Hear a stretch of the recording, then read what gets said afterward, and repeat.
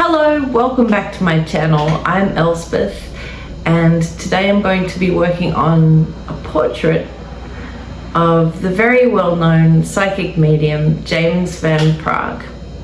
I first learned about him about 20 years ago.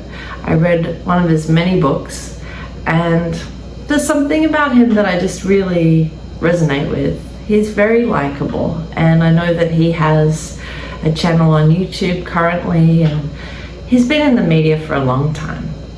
Anyway, let's pop in and start painting his portrait and see if we glean any messages from him today. All right, let's go. All right, let's begin. Opening up the call with James, lighting the candle. This one might need some encouragement here.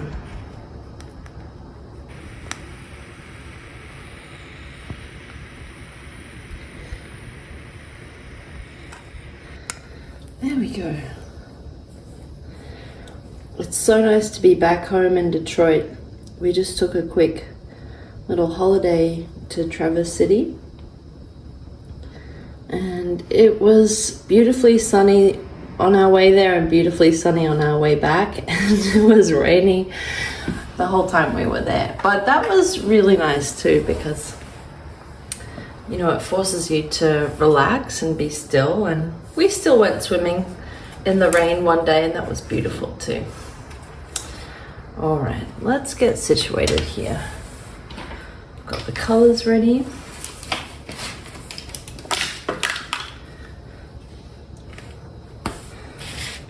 I've got my water.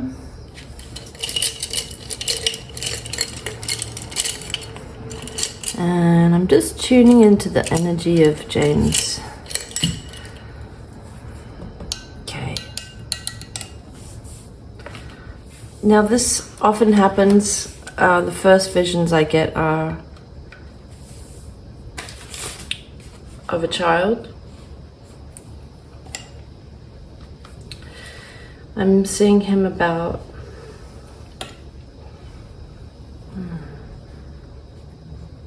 I think he's about 8 years old.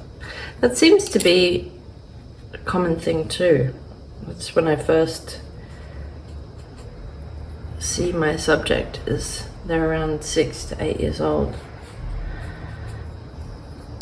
I think that might be because that's when you start, you know, those are the memories that you can recall easily. I personally have very early memories, even like as a toddler, but most of the memories are clearest after the age of 6. I'm starting with his hair, and it feels kind of bristly to me.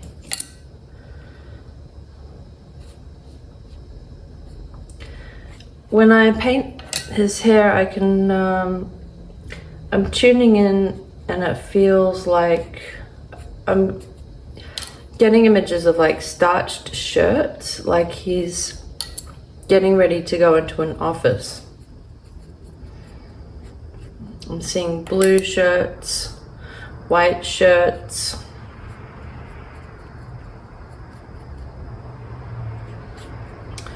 business shirts, and even bow ties. As I'm up here with his hair, it's like I can see him brushing his hair. It's like a wide brush with I don't know, I can see his brush. It feels like a wooden brush.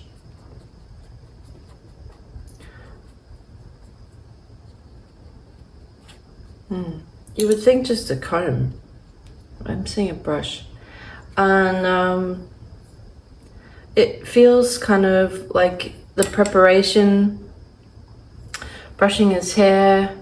I feel like one of those little manicure kits where there's like a little moustache brush in there. And I can sense like cologne. there's just like a rhythm in the preparation of getting ready. And I'm thinking of his dad. When he prepares, I'm seeing him connect also with his dad, which feels nice.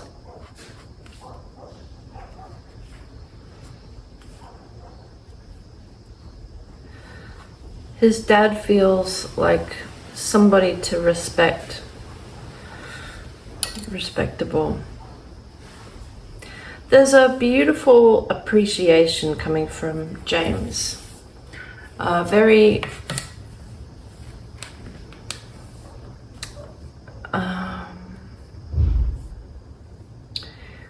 strong, bright light coming from James. It feels like he is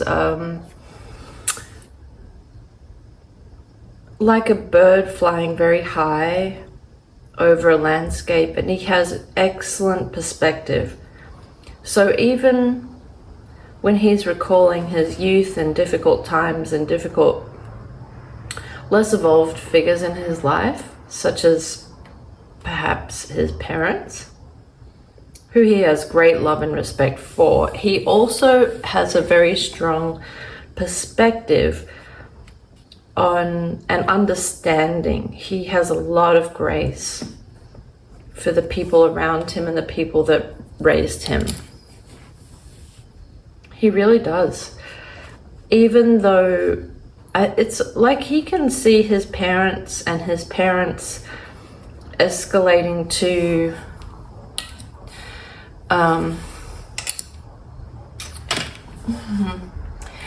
it's like he can see his parents crossing over and wishing that they have had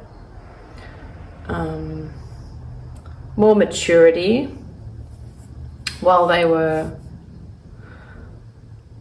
in these positions of great responsibility and raising James. They were always very aware of his I just want to say high frequency, because it's like they didn't necessarily have a name for it, but he just vibrated differently, and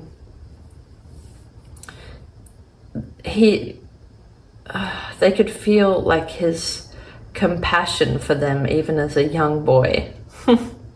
And he's not patronizing at all. He's just, it's like he signed up for another turn, another like turn on the merry-go-round here in this body on the planet right now. And he's been here many times before, and he's very accepting and understanding of the people he's chosen to grow up with here. And he has a great love and appreciation for them, even though he knows that he's helping to sort of steer the boat a bit. Like these souls that are his parents in this life are sort of kids in the scheme of things, and he's really, his level of growth and understanding on the spiritual plane is that of like a very old person. He doesn't hold that against his parents. That was kind of a long-winded way of saying that.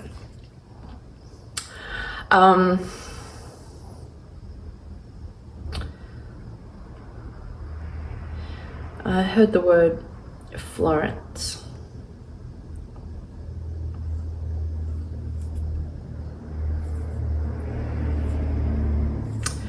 I'm seeing a woman, and I'm seeing like wild blueberries growing and deer, and a woman in a handmade like a half apron. But at this time, just about, you know, many of the clothes were handmade. And she has tightly curled hair and lovely rosy soft cheeks. It feels like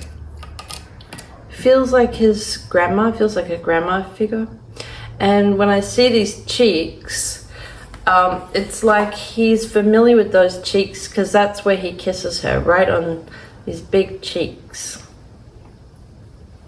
And I can see her sort of bent down, like putting a loaf into the oven, pulling something out. It's like a sweet, like a banana bread or something. And she's quite busy and mechanical with, like, I can hear the timer ring on the, like it really rings out, the timer on the oven.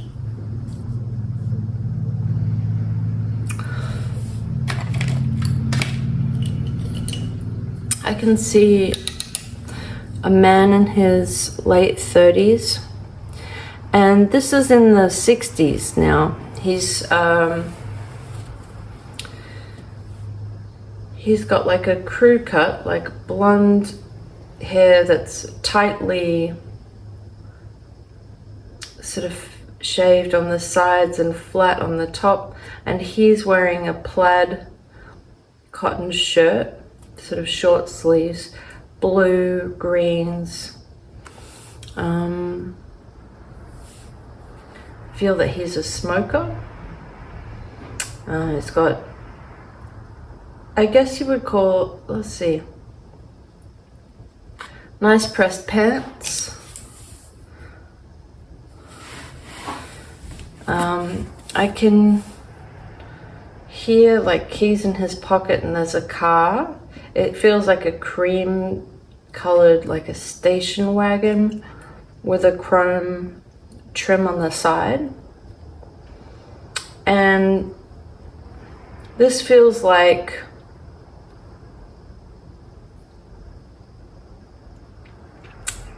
his grandpa. I was trying to distinguish if it was an uncle, but it seems like he didn't live to be an old man,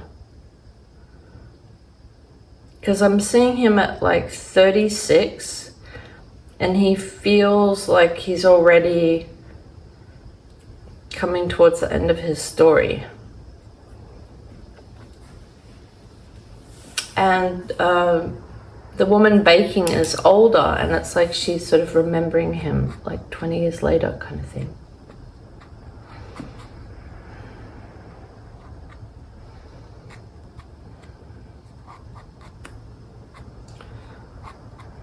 Okay, I'm seeing James, and it's like red pants, yellow cotton top. This feels like the 70s now.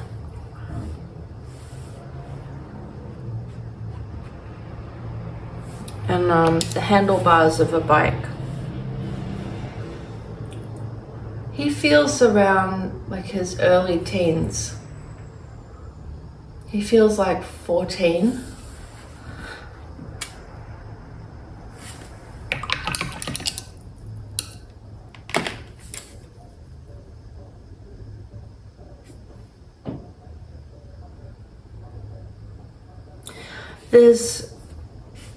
There's a beautiful serenity when he's riding his bike.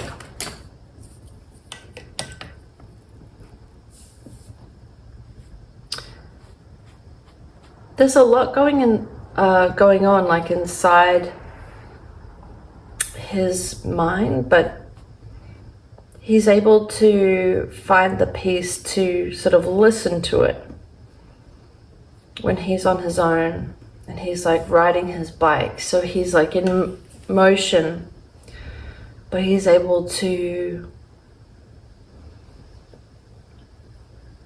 concentrate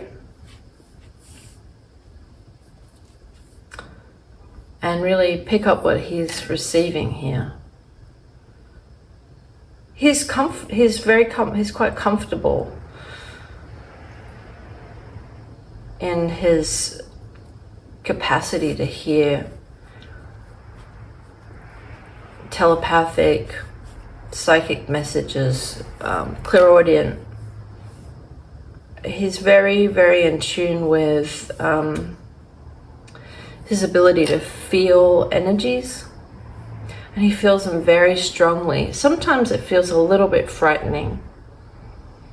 When he's like in the back of a car, like a friend's parents' car, he can feel if there's been an argument in the car recently.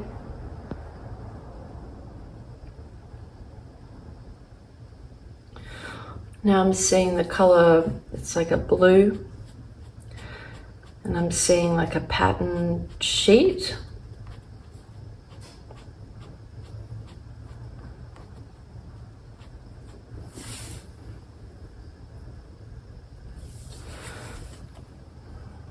I'm seeing a woman with dark hair, like, it's like a 70s cut where it's like,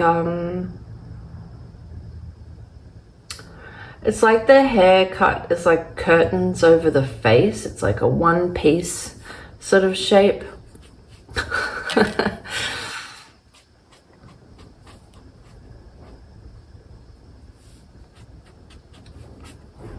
It feels sort of like an older sister figure.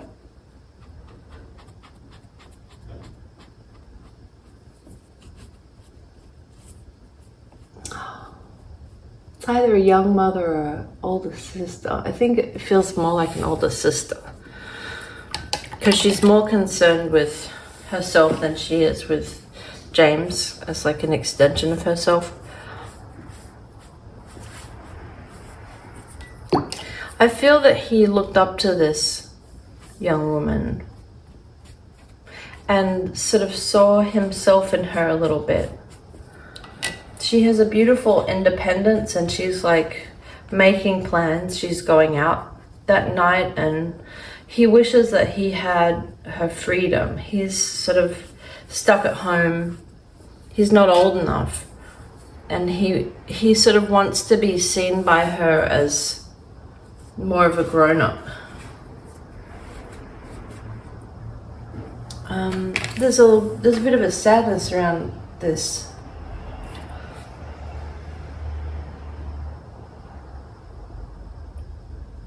I feel like he has an instinct that she's sort of in trouble a little bit. Like she's in with a guy that is not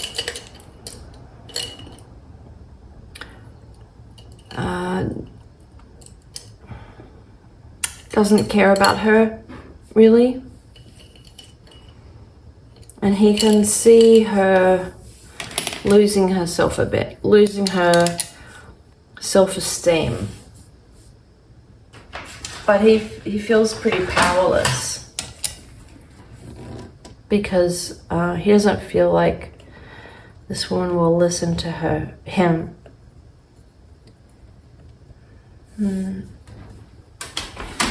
I hear the name Sarah, but I'm not sure that that's... it feels more like a Carolyn.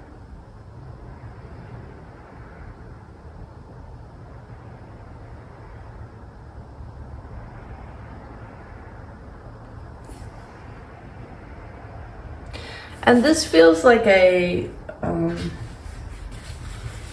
common occurrence for James to feel like he knows more than the other person, and yet he doesn't have the language or sort of the forum to be able to protect people from their own, destiny, I suppose. But he can really feel what other people are feeling, and he can also, this is part of him calibrating, like what's his, what's someone else's, what is he responsible for. Like he knows that he can pick up a lot of information, but this is a challenging time because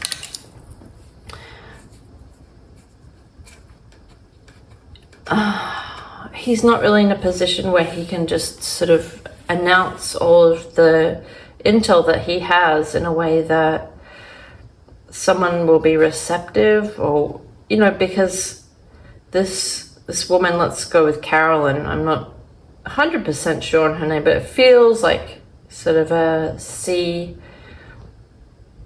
name. It feels like it's something like that.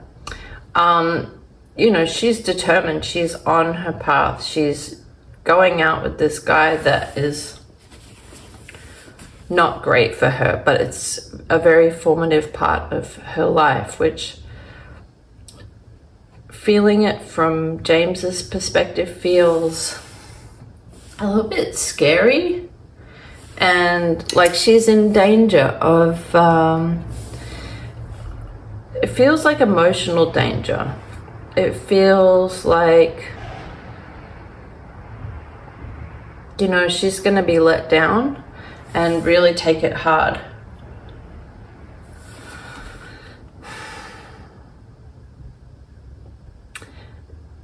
From James's perspective, it feels like he's more worried about what this girl will do to herself, just in like her low self-esteem. She may not like cause herself physical harm, but that it may start her down a road of like, you know, drinking, or just sort of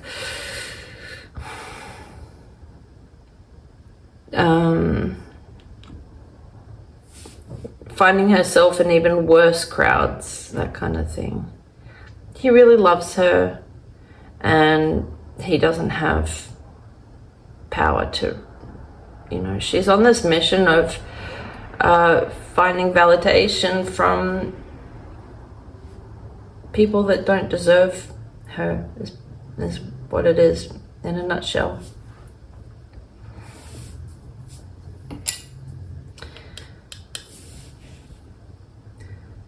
And he can also feel his mother's worry, and it's hard because the more the parents want to say anything, the worse it kind of gets. With, let's call her Carolyn, wanting to just run out the door and go off in the night with these people that, yeah, it's just like this one guy just does not feel like he's got much to lose. And it doesn't feel very safe. Let's see, let's go somewhere else. I'm feeling England now. And I hear Stonehenge.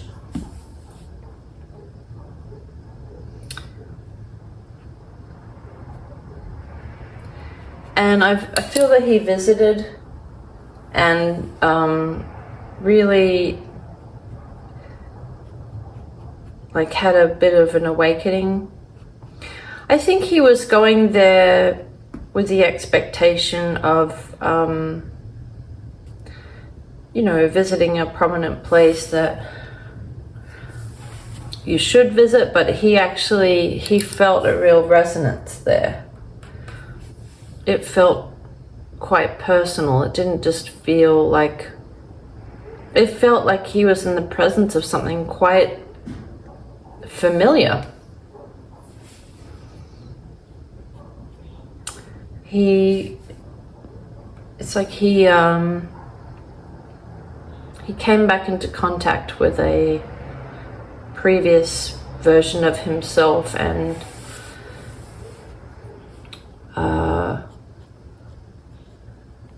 I feel like there was like a village and quite a large extended family in that area that he was part of. It feels really wonderful. After that, he became even more interested in visiting places where he might have that same resonance.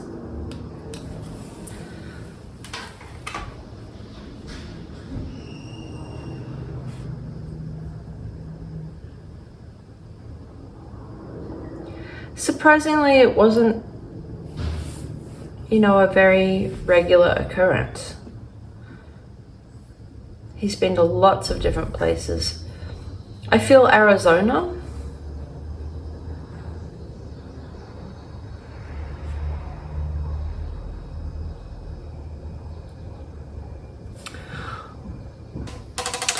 Alright, just pause there briefly. I was just saying, I feel Arizona as somewhere that he feels a strong connection to. And I also heard like Dieseldorf, somewhere in Germany.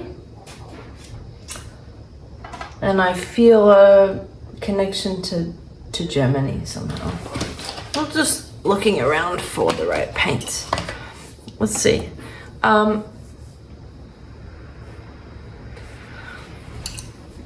So now I'd like to spend some time with him more as an adult. And he has a very robust warmth and strength about him. Very loving, very generous, very insightful. I can feel this beautiful depth. I can feel him meditating. And it's like a still pond with a very deep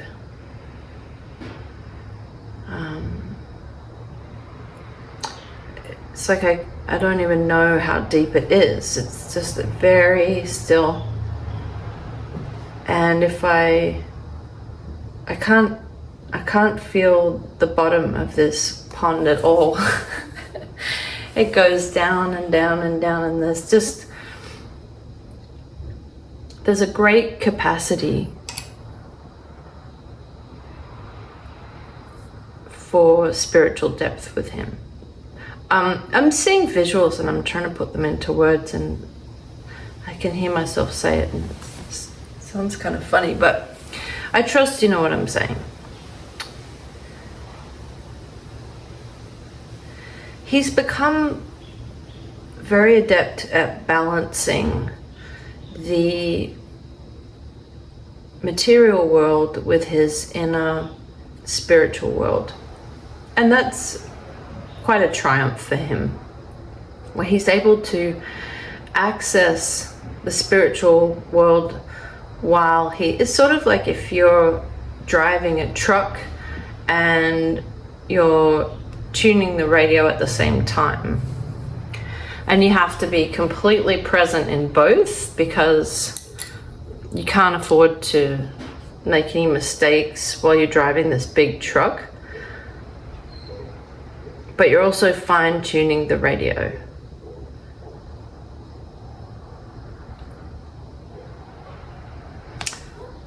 And he's found his own way of being able to do that balance. I'm feeling some like stiffness. It feels a bit like arthritis. And I feel it around his neck, his jaw, his shoulders feel like they get kind of tight. It feels like he sort of jokes about this, but like he's so in tune that when the weather changes, he can, like, he feels that in his body. But he takes it as in his stride the need for even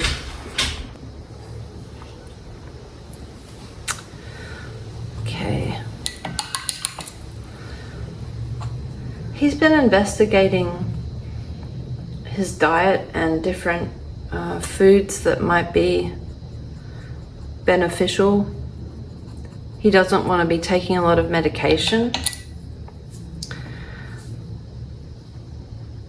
you know, for pain or physical ailments. So he's sort of leaning into fitness and health, and it doesn't necessarily come naturally. I see him as strong, and he may have even been a jogger at one point, but yeah, I also feel a resistance to it. Doesn't feel like his natural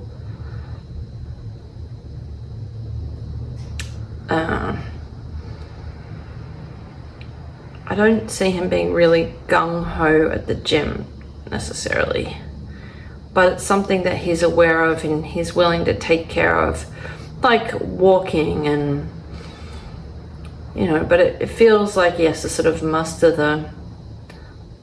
the will to want to do it. But he's determined to honor his body and keep it in good shape, because he knows that it also helps it helps all of his abilities, you know. He knows that, but he doesn't necessarily like that. I can feel his laughter and his sense of humor, and I feel that it was sort of hard won. There were some setbacks that sort of were, I think it took him a while to find his people. I mean, he was very loved every step along the way in this life. But sometimes he would see someone's inner potential or someone's inner light and just be so, it would be so easy for him to love someone, and not very easy for that person to love him back.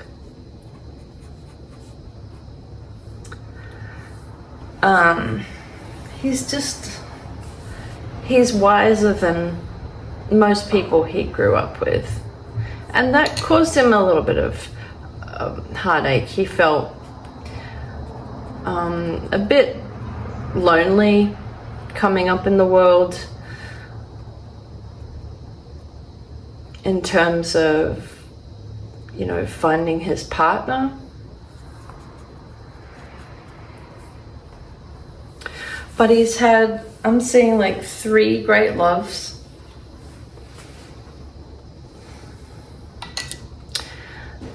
And he understands that those relationships were very sacred and gave him a lot of growth. Even though he wasn't able to really rescue or reach or teach these partners, you know, he couldn't rob them of their own journey. But it was frustrating because,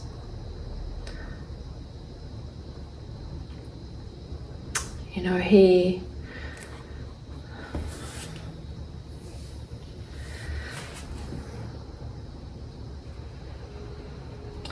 I feel like at least one partner died quite young. And there was nothing he could really do about that. And no amount of like understanding that people are eternal and they just shed their human side, it's still, he wasn't able to take away the suffering of his partner by knowing that himself.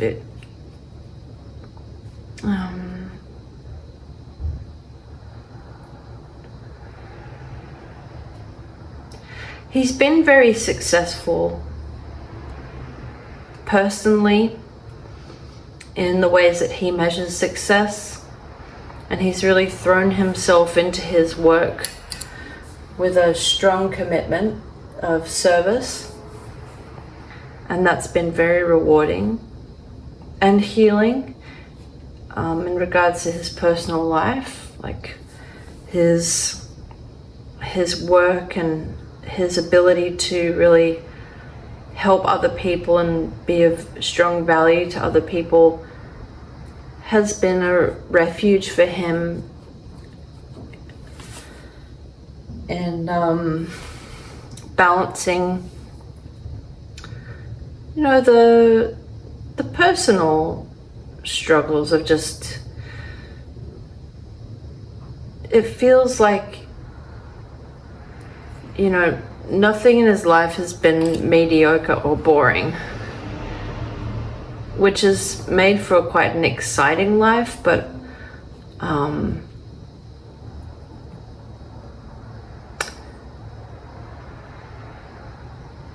you know, it's been quite intense.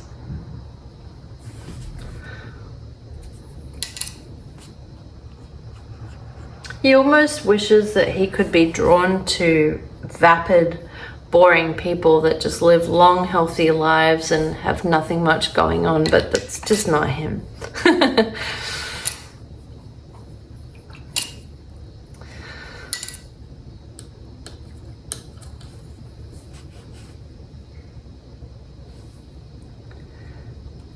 His capacity to feel extraordinary, an extraordinary range of energies, just like seeing the ability to see more colors or taste more flavors than the average person, has you know, led for a very fulfilling life.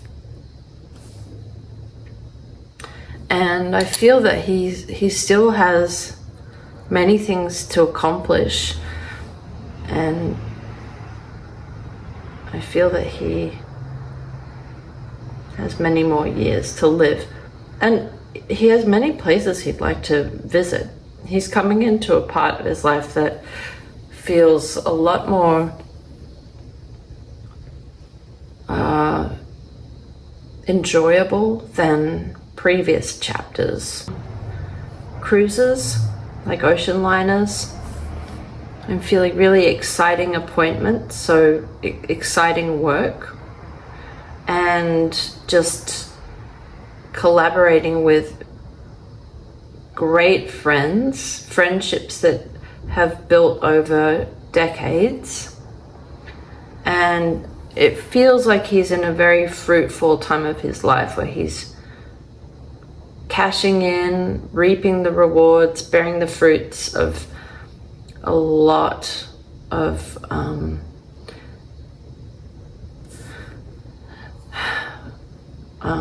like work that has just accumulated over many years. Steady climbing.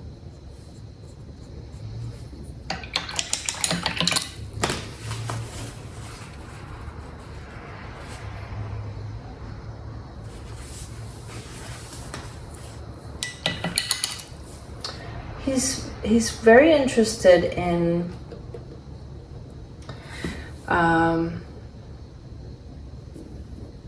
reassuring and being of support to the youth at this time.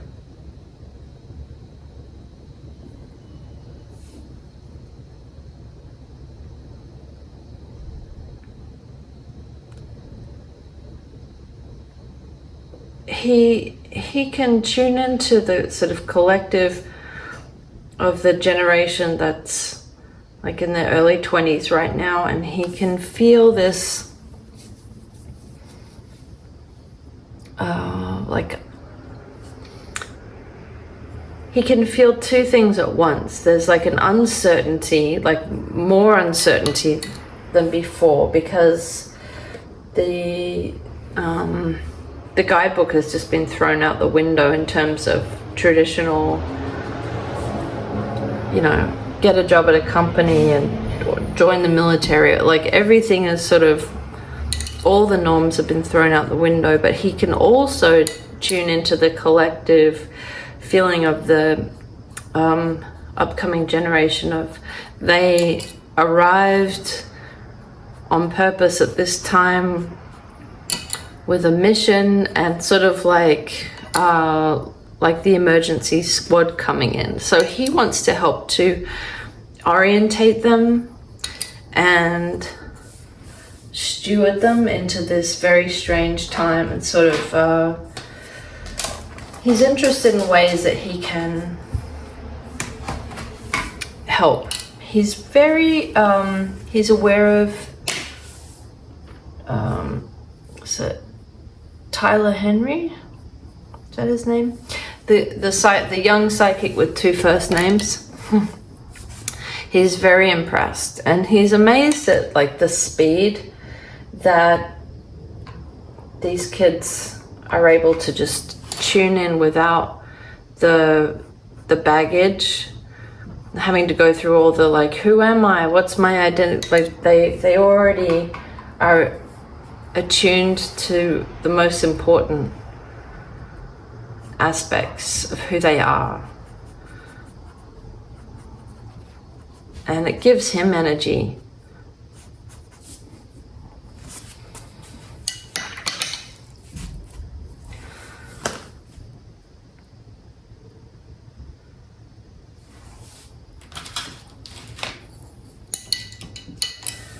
Let's see.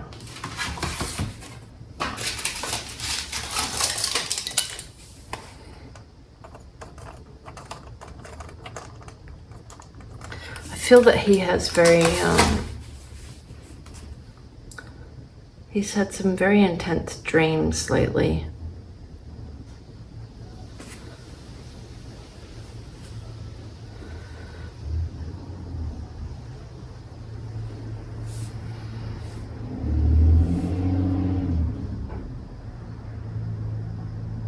And he feels like he's working a lot.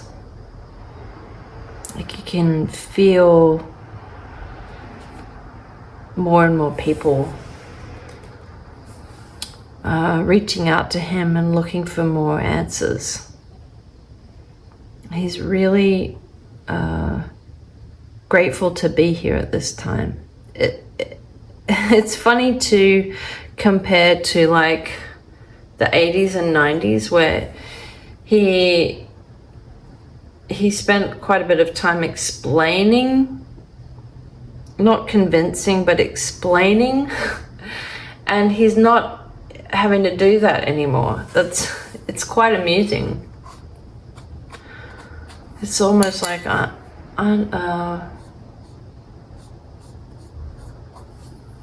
he really spent so much time and energy trying to be a really excellent communicator and explaining what he does, and now he feels sort of more in demand. And all that practice explaining what he does is like out the window now. People get it.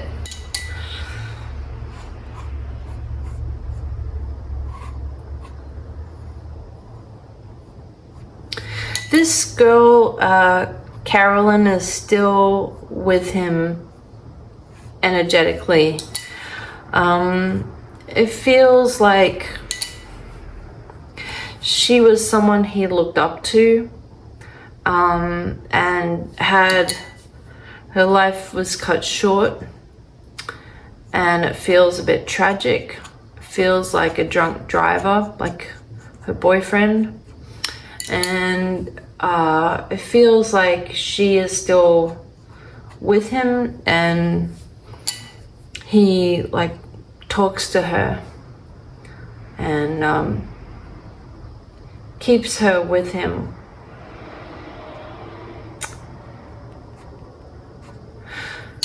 it feels like he's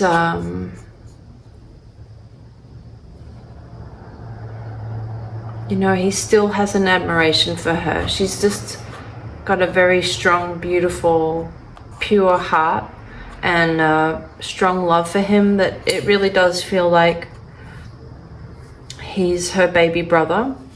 And even though he outlived her, it's like she's still right there and he's in close contact with her daily, and he calls on her when he's meditating, and when it's like he in his meditation, it's like he has like a prayer ritual where he thanks the universe, and he thanks the people in his life, and he thanks, you know, he gives thanks for his health and his abilities and his protection, and he has a long list of he has a lot of gratitude, and he acknowledges her as well. And it feels kind of heavy. It feels sad but very loving, like there's so much gratitude there, and it feels important to him to let her know that she's very much in his heart and he sees her.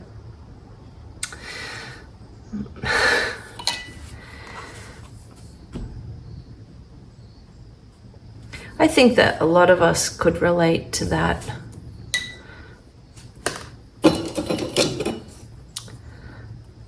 That's beautiful to continue honoring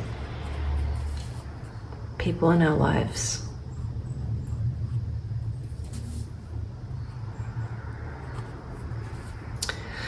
So I'm going to clarify this painting and give it some detail and make this eye has kind of gone blurry, and I'm going to let it dry and add some clarity to that.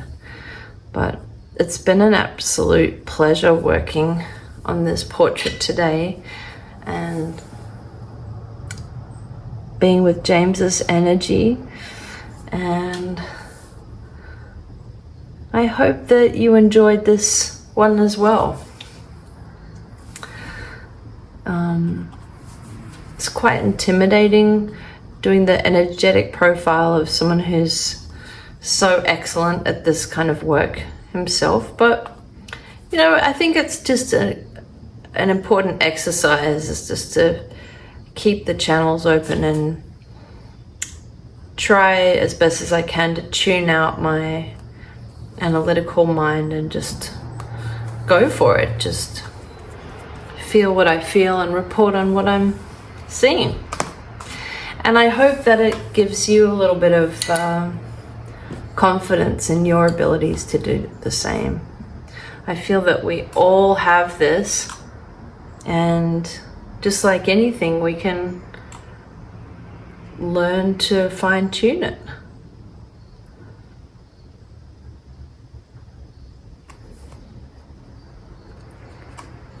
Actually, that feels like a message right from James Praagh to you, the viewer. So fine-tune your own inner vision, because you have the capacity for it. All right, lovely people, thank you for watching, and I look forward to seeing you here on the blank page with the next portrait. Have a wonderful day. Bye.